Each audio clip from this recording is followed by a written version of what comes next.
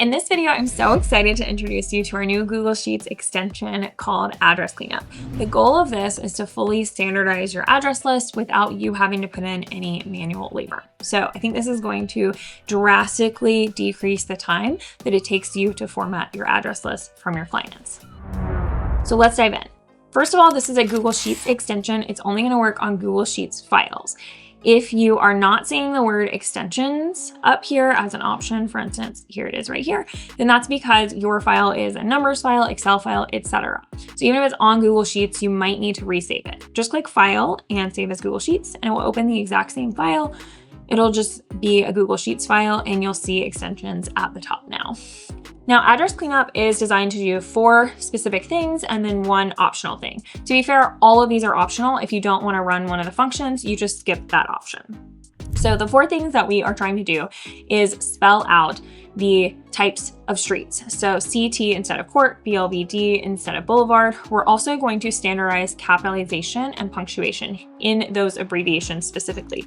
So as an example, ST period, sometimes there's a period there, sometimes there's not. We're going to standardize that, and we're going to standardize the capitalization when we spell out that abbreviation. In the apartment column, we're going to do the same thing with apartment, suite, number, and we're going to spell out and standardize the capitalization. For states and Canadian provinces, we are going to take the abbreviations and spell them out, as well as standardizing their capitalization and punctuation. And then zip codes, we are just going to add the leading 0 that tends to fall from Northeast New England zip codes. So if it is a 4-digit zip code, it's going to add a 0 in front of it. So let me just show you exactly how this works. Click Extensions, Address Cleanup, and then Run Cleanup. This box is going to appear, and all you need to do is put the column into the box that it says. So the street address is in column B.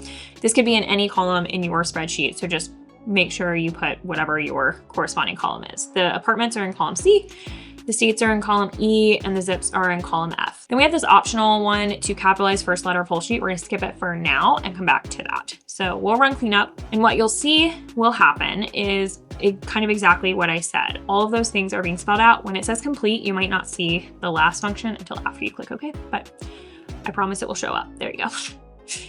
So we've spelled out, so CT is now court, BLVD is now boulevard, all the way down. You can see that lowercase ST period is now capital street with no period. Apartments, same thing. We've spelled out, we've standardized the spelling and capitalization there. States and Canadian provinces, we have spelled out. And then we've added a leading 0 to all of these because they're all fake New England addresses. So we've done everything that we said we were going to do. If at any point you need to undo any of these functions, you can just do that one at a time. So Control Z will undo the zip codes first, then the states, then the address, the apartments, and then the streets. And if you need to skip any functions, just leave that box empty in this dialog. So for instance, if you want the states to be spelled out, or if you have city state in the same column, just skip that and it won't run on that column. Now you might have noticed that, for instance, we capitalized the S in street, but we did not capitalize the V in valley when we ran that function. And that's because capitalization there's a lot of kind of fringe cases with capitalization. So I want to say that I've added this capitalization option if you have a sheet that's really bad. This sheet is really bad. You can see stuff is fully capped, stuff is mixed, stuff is lowercase, just like every street has like a different capitalization pattern. Another example is here for apartment 12E. It did capitalize the word apartment, but it did not capitalize the E for 12E. So if your sheet is pretty good on capitalization, I would recommend just leaving it as is. But if your sheet is like this one, it's totally wonky. This potential fake Canadian zip code is lowercase. All of these things are kind of messed up. Then I would run the capitalization option. But I want to draw your attention to a couple of things. So when we run this, if we click capitalize first letter of whole sheet, it's going to do exactly that. And that can cause some issues in a couple places. So I just want you to be aware of those. Sometimes it's gonna be worth it if you have a sheet that's got crazy capitalization, but sometimes it's not going to be worth it to run that. So let's see exactly what it does. So first and foremost, if you run that one, it's going to change every ampersand to an and. I think that's just a standardized thing that we should do on all of our address lists. And then things like O'Brien and McMiller, you're gonna have to go back and kind of fix that middle of the word capital letter because it's unable to detect that. It is capitalizing the first letter of every word and everything else will remain lowercase. It does pick up on hyphenated words. So Mary Holland Ellis, it did pick up that Holland is a second word and did capitalize the H. So that one's good to go.